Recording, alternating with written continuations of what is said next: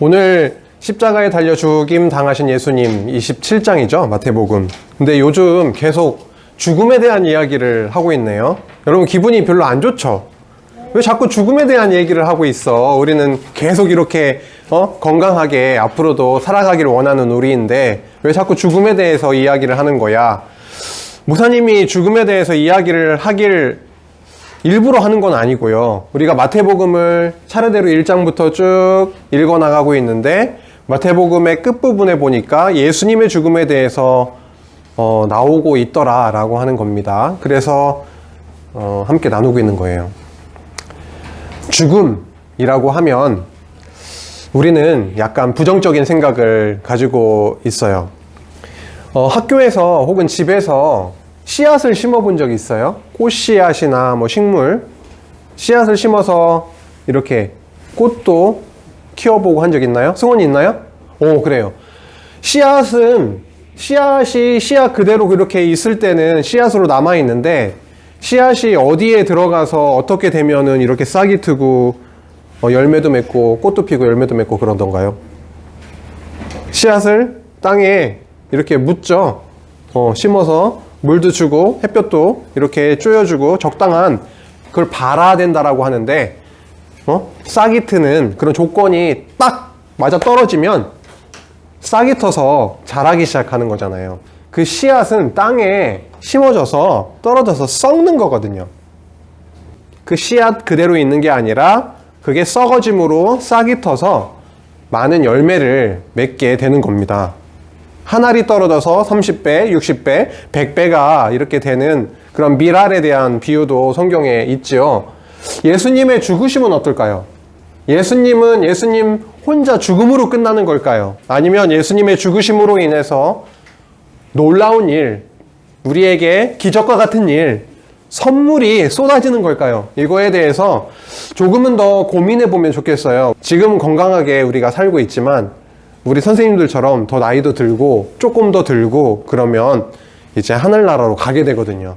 그거에 대해서 우리가 알고 지금을 살아가는 것과 나는 영원히 살 수 있어. 나는 모든 걸 할 수 있다니까. 이렇게 사는 것과는 너무 달라요. 그쵸? 끝이 있다. 이 세상에도 끝이 있고 우리에게도 끝이 있지만 그 끝이 이 세상에서의 끝으로 끝나는 것이 아니라 영원한 하나님의 나라로 연결되는 그러한 끝이며 시작이다 라고 하는 그런 생각을 말씀을 통해서 한번 확인하면서 갔으면 좋겠습니다. 십자가에 달렸다고 했어요. 예수님은 십자가에 매달려서 못 박혀 죽으시게 됩니다. 여기서 십자가에 매달렸다 라는 것은 어떠한 의미일지 십자가에 달리심이라고 한번 질문을 던져볼게요. 십자가가 뭐길래 굳이 십자가에 달리셨을까라고 하는 겁니다. 예수님이 오셨을 때 로마가 통치하고 있었어요. 예루살렘을. 로마의 죄인들을 죽이는 방법이 바로 십자가 형틀에 매달아서 죽이는 거였는데 왜 예수님은 이 십자가에 달리게 되셨을까? 우연치 않게 로마가 통치하던 시대에 예수님이 이 땅에 오셨고 그래서 죽임당할 때 십자가에 우연히 그렇게 매달려 죽으신 것일까? 아니면 구약 성경 저 오래전에부터 예수님이 어떻게 죽으실 것에 대해서도 이야기를 했을까라고 하는 건데 우리 신명기서 아세요? 창세기, 출애굽기, 레위기, 민수기, 신명기. 그 신명기 21장 23절에 보면은 이런 말씀이 나옵니다. 다 읽기보다는요. 나무에 달린 자는 하나님께 저주를 받았음이니라. 나무에 달린 그 죄인들이 나무에 달려서 그렇게 죽게 되는 그 나무에 달린다라고 하는 것은 뭐라고요? 저주를 받은 것이다 라고 신명기서에서 말씀을 하고 있어요. 그래요. 나무에 달렸다라고 하는 건데 예수님이 십자가에 달리신 것과 나무에 달린 거라고는 무슨 관련이 있을까? 갈라디아서가 있어요. 갈라디아서 3장 13절에 보면 같이 읽어볼까요? 끝까지. 보이세요? 네. 시작.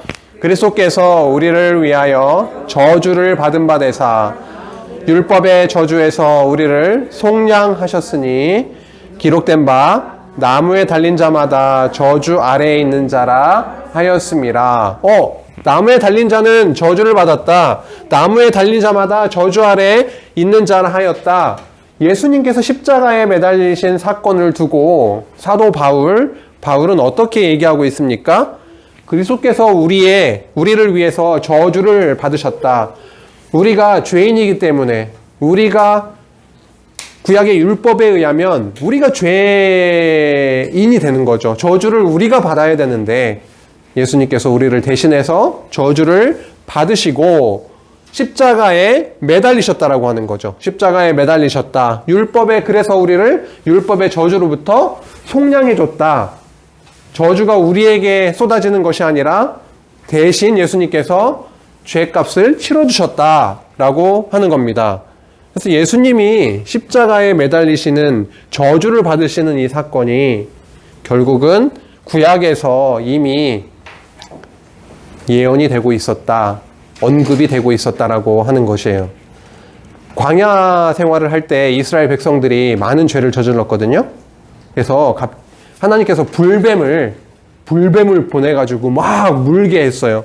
사람들이 뱀에 물리는 자들마다 죽어갔죠. 죽게 되고. 그런데 노뱀을 장대에 만들어서 장대에 매달아라. 그리고 그 노뱀을 보는 자마다, 나무에 매달린 노뱀을 보는 자마다 살게 될 것이다 라고 해서 매달았는데 그걸 보는 자마다 살게 됐거든요. 장대에 매달리실 예수님, 나무에 저주받아 매달리실 예수님, 결국 구약의 언약대로, 그런 말씀대로 십자가의 형틀에 매달리셔서 죽게 되셨다라고 하는 거죠. 그런 의미가 있는 거예요. 언약대로 저주받아 십자가에 매달려 죽으셨구나. 그런데 그것이 개죽음이 아니라, 개죽음이 뭔지 아세요? 개죽음이 뭐죠? 아무 의미 없이 죽는 거예요.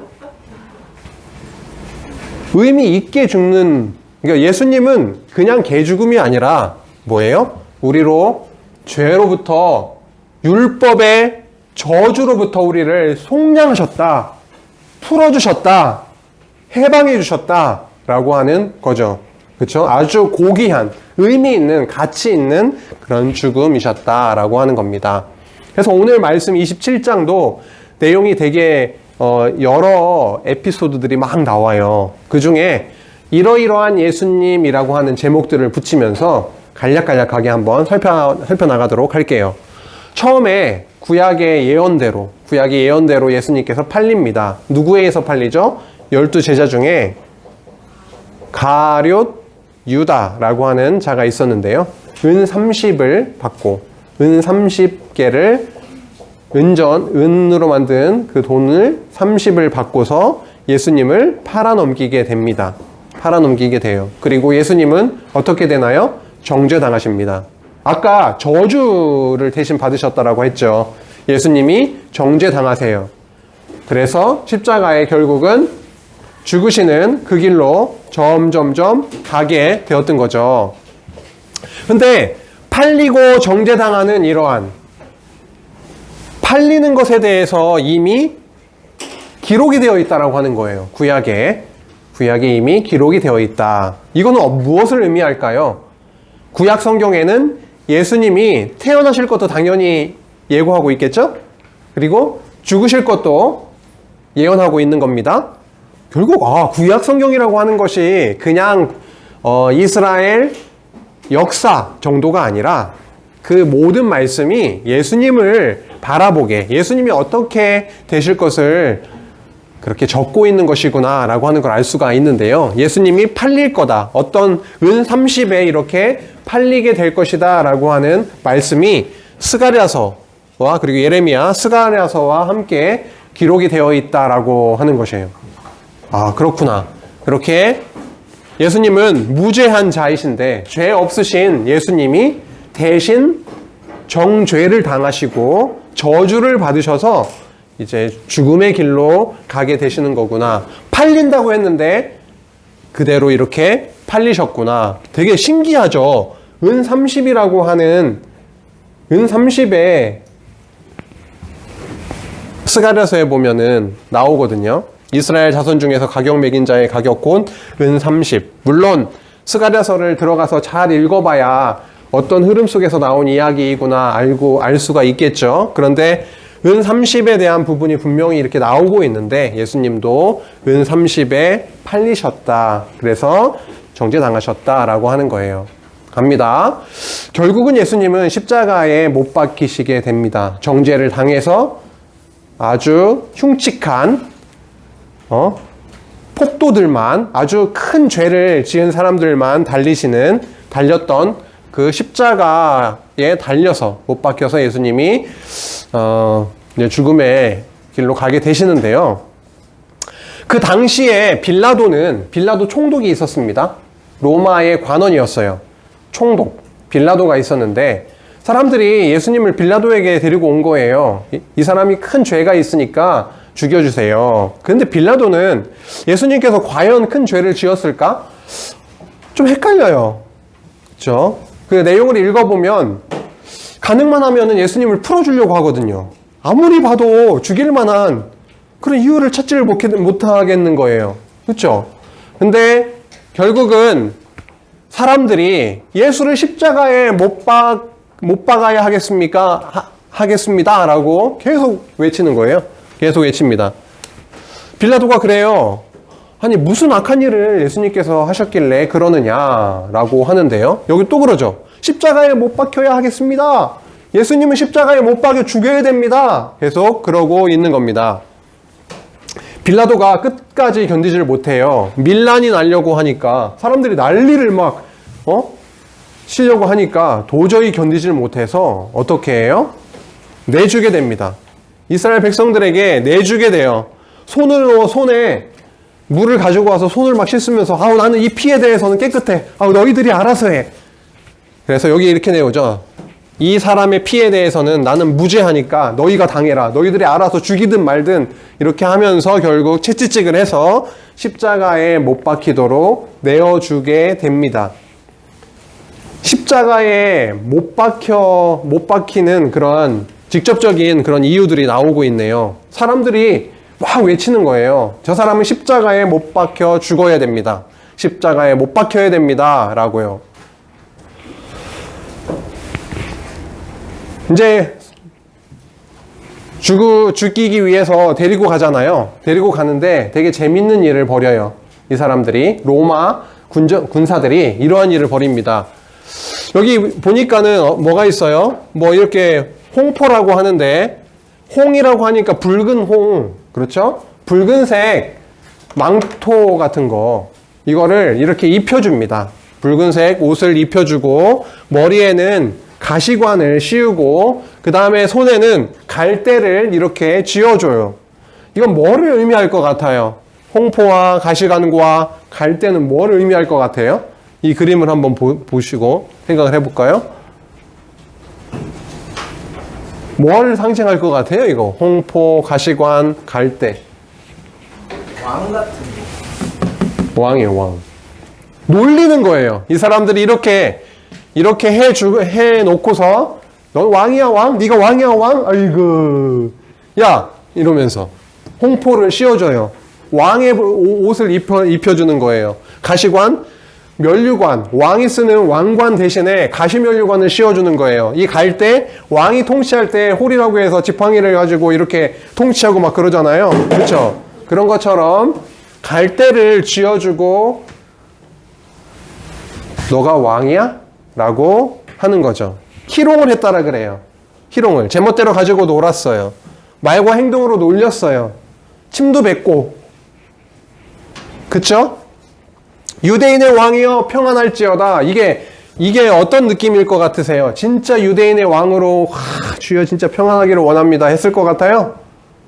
비웃었겠죠. 너 같은 게 왕이야? 이 유대인의 왕, 네가 유대인의 왕이면은 이러한 상황 속에 우리한테 지금 이러한 꼴로 지금 있을 수 있겠어? 라고 하는 거죠. 그쵸? 결국은 희롱을 다 받으셨어요. 희롱을 다 받으셨습니다. 예수님이 왜 희롱을 받으셔야 돼요? 하늘의 왕으로 하나님의 아들로 이 땅에 오신 그분이 왜 희롱을, 놀림을 당하고 침뱉음을 당하고 가시관을 쓰고 그렇게 놀림을 당해야 되나요? 왜 죽음의 길로 가는 그런 과정에서 예수님이 그러한 상황 속에 있어야 되냐고요. 누구를 위해서 그러는 겁니까? 누구를 위해서? 결국은 십자가에 못 박히시는 그런 곳으로 끌려 나가시게 됩니다. 끌려 나가시게 되는 거예요. 여기에서 중요한 부분은 뭐냐면요. 유대인의 왕이여 평안할지어다라고 희롱하고 놀렸지만요. 진정 그는 하나님의 아들로 이 땅에 오신 왕이시다라고 하는 거예요. 그들은 왕으로 인정하지 않지만, 진짜 왕으로 인정하지 않지만 실제로는 왕으로 죽기까지 섬김의 길로 가고 계심을 우리는 확인할 수가 있네요. 말씀을 통해서.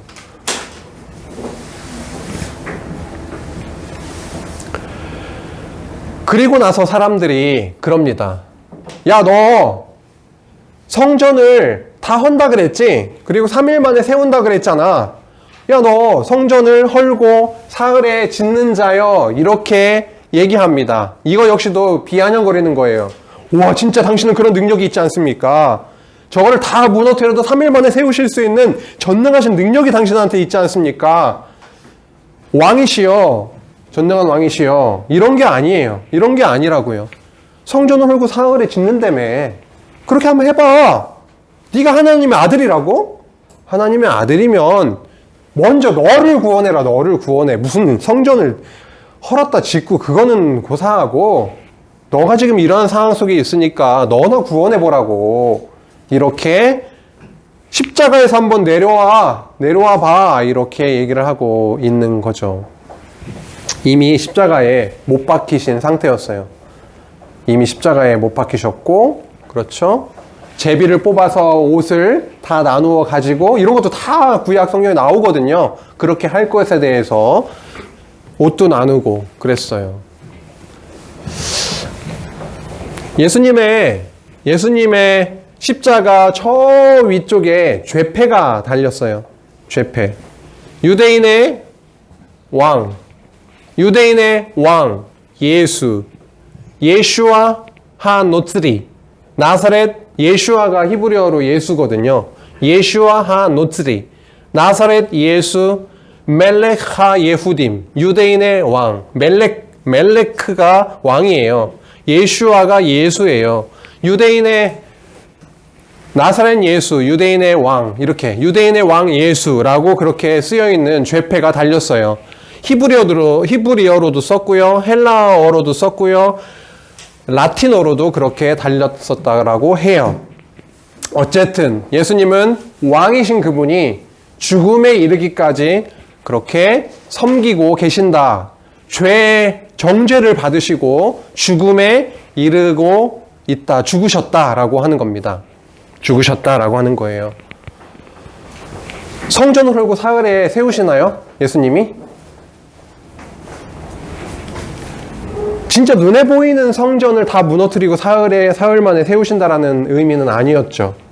내가 진짜 하늘로부터 온 성전으로 온 하나님의 아들인데, 내가 나의 몸이 다 죽임을 당함으로 다 허물어지고 죽게 되지만 다시 3일 만에 어떻게 된다고요?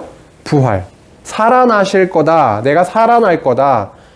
그래서 죽고 살아남을 통해서 내가 너희들 눈앞에 보이는 그 성전이 아니라 하늘로부터 온 참 성전을 임을 내가 알게 해주겠다라고 하는 것이죠. 성전에 오면 무슨 일이 생기나요? 성전에 오면 와서 하는 일이 뭔가요? 제사죠? 제사를 통해서 죄가 사해지죠? 그러면 죽음이 아니라 생명의 은혜를 얻게 되는 거네요. 예수님이 참 성전 되셨다라는 의미는 뭐예요? 예수님이 참 성전으로 이 땅에 오셨다라고 하는 것은 그분이 참된 제사를 드린다라고 하는 거예요. 예수님이 제물 되셔서 죽으시잖아요. 참 성전으로 오시고 참 제사장으로 이 땅에 오셔가지고 홀로 모든 제사를 완벽하게 드리시는 거예요. 그래서 우리들에게는 놀라운 일이 벌어지는 거죠.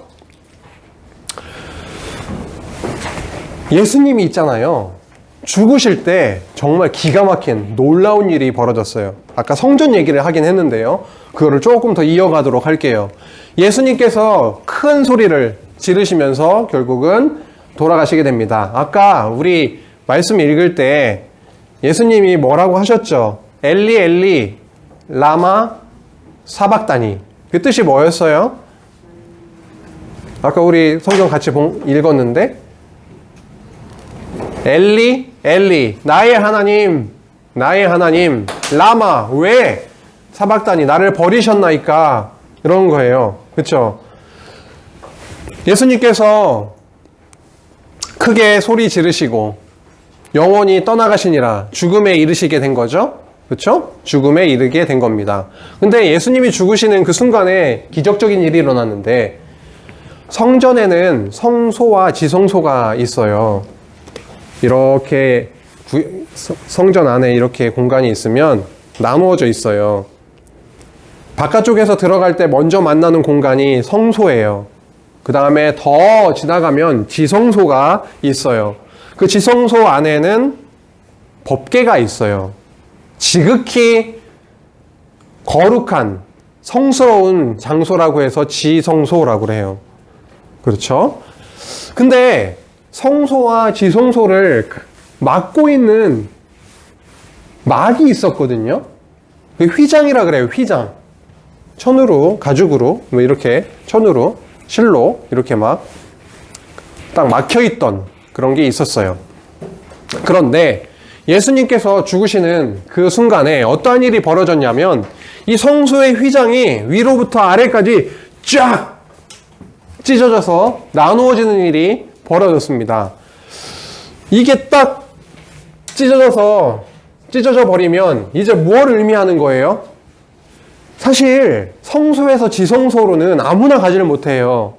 대제사장만 1년에 한 번 양의 피를 가지고 들어갈 수 있는 곳입니다. 그렇죠? 들어가서 속죄 제사를 통해서 1년 동안 지었던 모든 죄를 사함받는 날, 대속죄일이라고 해서 1년에 한 번 들어갈 수 있는 것인데 이곳을 통과하거든요. 대제사장이 휘장을 통과해서 결국 지성소에 들어가게 됩니다. 아무나 들어갈 수가 없었어요. 아무나 들어갈 수가 없었습니다. 언제요? 구약시대 때요. 근데 예수님께서 이 땅에 오셔서 십자가에 매달려 죽으시는 그 사건을 통해 그 영원한 제사, 영원한 속죄 제사를 통해서 무엇이 의미 없어지게 만드셨냐면 이 휘장이 없어지게 만들어 버리신 거예요. 예수님을 통해서 이제 하나님께 나아갈 수 있게 됐거든요. 죄인들이 하나님께 나아가면 어떻게 됐어요? 구약시대 때? 거룩한 하나님께 죄인들이 바로 나갈 수가 있나요? 죽거든요. 죄인들은 하나님께 직접 나갈 수가 없어요. 그렇죠? 직접 나가면 죽습니다. 죄인들은 거룩하신 하나님 앞에 그냥 나가면은 죽게 돼요. 그래서 아무나 들어갈 수 없게 한 거죠. 근데 예수님께서 오셔서 십자가에 정죄받아 우리의 죄를 다 용서해 주시는 그 놀라운 그 죽음의 사건, 예수님의 죽으심으로 인해서 더 이상 이 휘장이 필요 없어진 게 된 거예요. 성소에서 지성소로 들어갈 수 있게 된 거예요. 옛날에는 대제사장만 들어갈 수가 있었어요. 대제사장으로 이 땅에 오신 예수님이 거기를 뚫고 들어가셨어요. 더 이상 우리는 예수님을 통해서 죄사함을 받고 하나님의 나라의 백성이 되기 때문에 이게 필요가 없어진 거, 의미가 없어졌습니다. 그대로 우리는 하나님께 나아갈 수 있게 됐어요. 거룩하지 못했던 죄인이었던 우리가 예수님의 십자가 사건으로, 예수님의 죽으심으로 우리의 죄가 완전히 사해지고 이제 어떻게 됐다고요? 성소에서 지성소로 거룩하신 지극히 성스러운 그 장소로 우리는 나아갈 수 있게 됐다라고 하는 겁니다. 그래서 우리가 어떤 존재가 된 줄 아세요? 베드로 전서에 보면은 우리가 예수님으로 인해서 거룩한 제사장이 되었다라고 해요. 우리가 하나님께 직접 나아갈 수 있는 거룩한 제사장으로 하나님께서 삼아 주셨다라고 하는 거죠. 놀라운 일 아니에요? 예수님의 죽음이 개죽음이 아니라니까요. 우리를 하나님의 아들로, 죄인이었던 우리를 의인으로 만드셔서 지성소로, 하나님 앞으로 직접 나아갈 수 있는 그런 자로 만들어 주셨다라고 하는 거죠. 예수님의 죽음은 개죽음이다? 아니다? 아니다. 너무도 고귀하고 가치 있고 감사하고 은혜가 넘치는 그런 죽음이셨다라고 하는 거예요. 그때 많은 일들이 일어났어요. 땅이 터지고 지진이 일어나고 죽었던 사람들이 살아나고 막 그런 놀라운 일이 동시에 또 있었습니다. 그리고 부활하셨어요. 부활하신 후에 많은 사람들에게 보여주셨어요. 내가 성전을 다 헐고 3일 만에 다시 세운다라고 했지. 진짜 성전으로 온 내가 죽었다가 3일 만에 다시 살아났다라고 보여주신 거죠.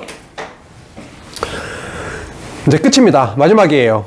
사람들이 예수님의 이러한 과정들, 예수님이 잡히시고 정죄 받으셔서 십자가에 달리시고 죽으시고 다시 부활하시고 이러한 놀라운 일을 경험한 그런 사람들이 뭐라 그랬어요? 백부장과 함께한 예수를 지켰던 자들. 백부장 그리고 예수를 지켰던 자들이 이건 군인들이에요. 이 전에 어떤 내용이 나오냐면 예수님이 3일 만에 부활한대요. 그러니까 가서 지켜야 되지 않겠습니까? 빌라도요. 그러니까 군인들을 대거 그쪽으로 파견을 시켜가지고 지키게 했거든요. 왜요? 3일 만에 부활도 안 했는데 그 시체를 몰래 빼가서 어디에 놓고서 부활했습니다 이러면 안 되잖아요. 그럼 오히려 더 혼란이 일어날 거거든요. 그래서 군인들을 데려다 놓고 지키게 해서 예수님의 무덤을 부활을 하셨습니다. 백부장과 함께한 예수를 지키던 자들이 그 지진이 일어난 일들을 보고 심히 두려워했어요. 진짜 이 사람은 그 자는 하나님의 아들이었구나. 이렇게 오히려 이런 백부장과 그를 지키던 자들의 입을 통해서 고백하게 그렇게 알려주셨습니다. 진짜 예수님은요, 하늘로부터 오신 하나님의 아들이셨어요. 하나님이셨다고요. 그런 하나님이 우리를 위해 대신 죽으시고 우리의 모든 죄를 다 깨끗하게 사해 주신 그 놀라운 사건, 오늘 마태복음 27장을 통해서 쭉 살펴보게 되었습니다. 참 제사장으로 오셨어요. 아무나 들어갈 수 없죠. 아무나 지성소로 들어갈 수 없는데 예수님이 십자가의 죽으심으로 그 휘장을 찢으시는 그런 아까 역사가 일어났죠. 그래서 우리가 정죄받아야 되는데 우리가 죄인 되어 죽어 마땅한데 예수님께서 대신 정죄 받으시고 너는 죄인이야. 대신 정죄 받으시고 죄인 되어서 십자가에 못 박혀 죽으셨습니다. 그래서 영원한 속죄, 영원한 제사를 드려주셨다라고 하는 거죠. 예수님이 그리고요, 왕으로 일반적인 왕은 섬김을 받기는 원하지만 하늘로부터 오신 그 진짜 왕이신 예수님은요, 죽기까지 이렇게 섬기셨어요. 그래서 우리에게 놀라운 일이 벌어졌거든요. 영원한 생명을 얻게 됐고요. 하나님과 우리 사이에는 넘을 수 없는 벽이 있어요. 넘사벽이 있었어요. 도저히 뚫고 지나갈 수 없는 벽이 있었다고요. 도저히 우리가 찍고 그 자리에 들어 직접 갈 수 없는 휘장이 놓여 있었어요. 우리는 하나님께 직접 나아갈 수 없는 그런 자들이었거든요. 근데 예수님이 십자가에서 죽으심으로 인해서 어떠한 일이 벌어졌어요? 어떠한 일이요? 휘장이 찢어진 일이 벌어졌다고요. 하나님께 직접 나아갈 수 있게 됐습니다. 우리는 이제 하나님과 화목하게 되는, 친해졌어요. 하나님과 친해졌다고요. 이 생각을 한번 여러분 해보세요. 승원아, 하나님하고 승원이가 되게 멀었거든. 유나야, 하나님과 유나가 되게 먼 사이였거든. 근데 예수님이 십자가의 죽으심으로 인해서 하나님과 엄청 가까운 사이가 됐어요. 승원이는, 유나는 누구랑 가장 가까운 사이야? 아빠랑 가까워요? 그쵸? 아빠랑 그쵸? 아빠랑 가깝죠? 진짜 하나님이 우리 아버지가 되신 거야.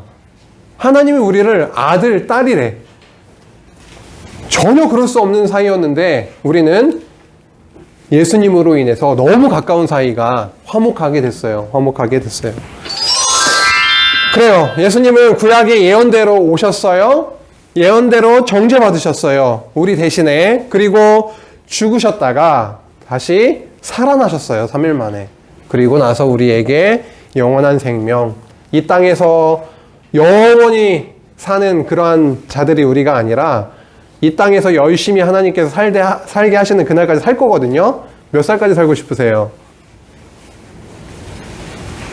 100살. 100살? 윤아야, 윤아 몇 살까지 살고 싶어? 200살? 좋아. 200살. 또, 뭐, 경매장 온 것 같아요. 몇 살, 희재 몇 살까지 살고 싶어? 80! 그냥 현실적으로. 짧고 굵게 살겠다. 뭐, 좋습니다. 80까지 뭐, 건강하게 살면 뭐, 그거로 족하죠, 뭐. 더 살게 해주시면 플러스 알파. 좀 일찍 데려가셔도 뭐, 조금 아쉽지만 뭐, 우리는 이 땅에서가 끝이 아니라 저 영원한 하나님의 나라가 있음을 이 말씀을 통해서 확인하고 있으니까, 영원한 생명을 가지고 영원한 나라에서 하나님과 더불어 누리는 그 나라가 기다리고 있으니까 죽는 게 아쉽다, 좋다? 아쉽겠죠. 여기서부터 좋다라고 어떻게 나오겠어. 근데 목사님만 해도 그렇고요. 우리 여기 있는 선생님들도 그렇고요. 나이가 조금씩 먹어가니까 이 땅에서 다가 아니구나. 그 나라가 기다리고 있구나. 우리의 진짜 본향, 고향, 갈 곳이 있구나. 그곳으로 가도 좋겠구나. 그렇게 생각이 조금씩 들어가죠? 좀 강한 긍정은 아니어도 그냥 이렇게 고개를 끄덕이시고 있으세요. 그래요. 초등부들과 이런 죽음에 대한 내용을 나누는 게 쉽지는 않지만, 그래도 이렇게 나눌 수 있는 이유는 분명히 말씀 안에 나오고 있고, 예수님이 그 죽음을 통해서 우리에게 어떠한 더 큰 것들을 주시고 예비해 주셨다라고 하는 것을 확인하게 됐습니다. 그러니까 더 맘 놓고 하나님 의지하고 하나님 바라보며 살면 돼요. 그렇죠? 그 날까지, 하나님께서 이 땅에 두시는 그 날까지 하나님 열심히 배우면서 공부도 열심히 하고, 그렇죠? 맛있는 것도 많이 먹고,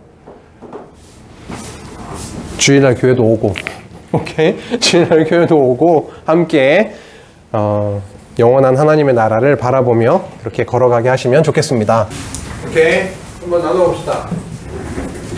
나눠볼까요? 로운이가 요즘 뜸한데 오늘 로운이가 한번 간단하게 나눠줄까요? 배운 점은 예수님께서의 죽음은 가치 있는 것이라는 것을 배웠고, 구약의 예언대로 팔리고 장대당하셨다는 것도 배웠다. 예수님께서는 무죄이신데 십자가에 못 박혔다는 것이 인상 깊다. 또 예수님께서는 진짜로 왕이신 분인데 다른 사람들은 예수님을 비난하고 희롱을 했다. 내가 예수님이라면 내가 왕인 것을 어떻게든 증명하려고 할 텐데, 예수님께서는 참고 우리를 위해 십자가에 못 박히신 것이 예수님께서는 정말 우리를 아끼고 사랑하시는구나 라는 것을 다시 한번 깨달았다. 느낀 점은 사람들은 예수님을 희롱하고 비난을 했는데 예수님은 우리들을 위해 참고 희생하셨고, 정말 예수님은 우리를 위해 행하고 우리를 믿는 죄인을 용서해 주시는 은혜가 있는 분이라는 것을 정말 느낀 것 같다. 죽음이라는 단어가 좋은 단어는 아니지만 이렇게 예수님께서의 죽음을 통해 많은 것을 느낀 시간이었던 것 같다. 네, 좋습니다. 박수 한번 할까요? 맞아요. 예수님 정도 되시고 능력이 있으면 저 하늘의 천군천사가 불러가지고 다 처단해버리고 죽지 않으실 수도 있었는데 묵묵히 그 길로 가셨거든요. 그렇죠? 어린 양이 죽음의 길로 그렇게 갔던 것처럼 이제 예수님은 한 말씀도 안 하시면서 그렇게 사랑의 표현을 그런 식으로 해나가셨네요. 죽음의 길로 가셨다 라고 합니다. 또 누가 있을까요? 오케이. 표준. 예수님의 죽음은 우리를 저주에서 풀어주신 의미 있는 죽음이었다. 내가 빌라도였다면 예수님에 대한 믿음이 없어도 잘못한 게 없는 예수님을 십자가형을 당하게 하지는 않았을 것 같다. 예수님께서는 비웃고 조롱당하셔도 죽기까지 우리를 섬기신 우리의 진정한 왕이시다. 십자가에 못 박혀 돌아가신 것도 우리를 구원해 주시기 위한 가전이었다. 우리는 예수님의 죽으심으로 성소에서 지성소로 하나님 앞으로 나아갈 수 있도록 우리의 죄를 예수님께서는 우리의 죄를 사하여 주셨습니다.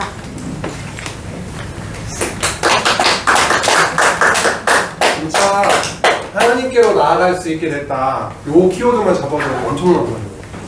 진짜 우리가 감히 어떻게 하나님께로 직접 이렇게 나아갈 수 있겠어요? 나갈 수 있는 방법이 뭐가 있어요? 네? 어떻게 하나님께 이렇게 나아갈 수가 있어요, 우리가? 삶 속에서 그러한 일들이 뭐가 있을까요? 하나님께 나아간다. 어디에 계셔 도대체? 그 하나님께 어떻게 나아가? 뭐가 있을까요? 비행기를 타고 비행기를 타고 하늘로 높이 올라가본다? 아니면 골로 가기. 골로 가. 그 얘기를 종종 쓰네. 골로 간다는 얘기를. 뼈로 돌아가는 건데. 나중에 진짜 죽어서 하나님 만날 수는 있겠죠. 당연히 골로 가도 만나는데 그 전에 우리의 이 땅에서 살아가면서 하나님과 만나는 그런 게 뭐가 있을까요? 없을까요? 그러면 우리 어떻게 하나님 만나고 살아? 가깝다며. 하나님과 엄청 가까운 사이가 됐다며요. 화목하게 됐다면서요. 하나님과 엄청 가까운데 우리가 뭘 하면 살 수 있을까요? 하루하루 삶 속에서? 지금 두 글자가 굉장히 좀 듣고 싶어서 그래요. 기도. 그래요, 맞아요. 기도 시작할 때 도로 끝나는 거. 기도. 맞아요. 하려고 그랬는데. 하려고 그랬죠. 여러분의 마음속에 그럴 수 있다고요. 하나님과 이렇게 어려운 일, 기쁜 일, 평소에 밥 먹기 전에 등등, 자기 전에, 아침에 일어나서 시험 보기 전에 등등 기도하고 하나님께 이렇게 얘기하고 얼마나 가까운 사이예요. 그렇죠? 좋아요. 또 누구 있어요? 마지막. 승원이는 오늘 이 말씀 들으면서 어떤 느낌이 들었어? 짧게 한마디도 좋아. 미안해요. 되게 부담을 주는 것 같아요. 아니야, 괜찮아요? 그래. 승원이에게도 하나님의 아들로 이렇게 하나님께 가까이 갈 수 있는 가까워진 사이가 됐구나. 이것만 우리 기억하고 가도 너무 좋을 것 같아요. 그래요. 감사합니다. 오늘 함께 말씀 마음에 품고 한 주도 주 안에 행복하게 승리하고 또 만나도록 해요. 기도하겠습니다. 하나님 감사합니다. 오늘 마태복음 27장 말씀을 통해서 죽기까지 순종하신 그 모습을 확인할 수 있게 되었습니다.